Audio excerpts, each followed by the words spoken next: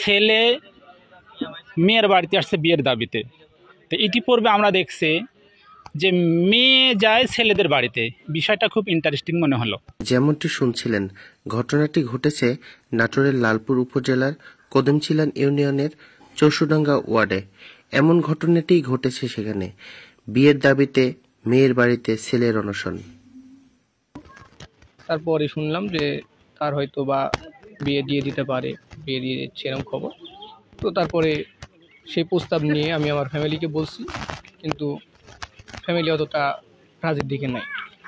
আমি আসি এদের ফ্যামিলির কাছে প্রস্তাব আমি নিজে দিছি। তো এখন তাদের গার্জিয়ান যারা আছে তারা এখন অতটা মতের ভিতরে নাই।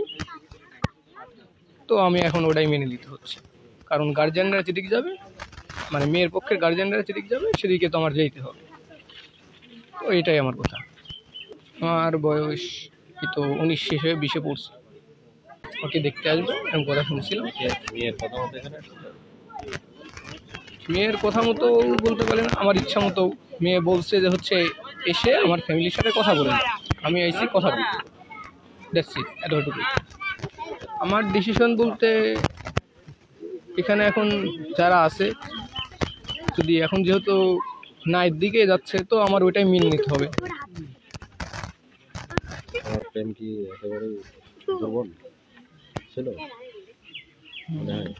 সেটা এখন নিয়ে চলে যাইতাম, সেটা অন্য বিষয় ছিল। না, চলে যাওয়ার কোনো সিদ্ধান্ত ছিল না। যেন কোনো সমস্যা না হয়, এই জন্যই মূলত আমি আসছিলাম। যে আমার ফ্যামিলির থেকে বলছিল তোর এসএসসি পরীক্ষার পরে দিব, কিন্তু এরা বলতেছিল যে এসএসসি পরীক্ষার আগে বলতে হবে। তাই আমি সেই প্রস্তাব নিয়ে আসছিলাম। প্রস্তাবে এখন তারা একটু মত এর দিকেই। এখন কি বলে মেয়ের পক্ষের লোকজন, কি বলে মেয়ের সে মোতাবেক নিয়ে বা সেই আশা নিয়ে আমি আইছিলাম যে কোনো একটা বা না, যে কোনো একটা হবে। তাই কারণ আমার সামনে পরীক্ষা দেখতেছিলাম, আমার পরীক্ষায় ক্ষতি হচ্ছে। তো আমি ভাবলাম যে হয়তো বা পাই, নয়তো বা নাই, যে কোনো একটা। তার মানে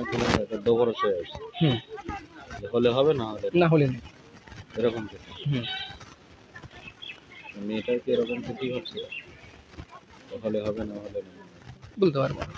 মেয়ের সাথে কথা বলে হ্যাঁ, বলে আসছিলাম। কি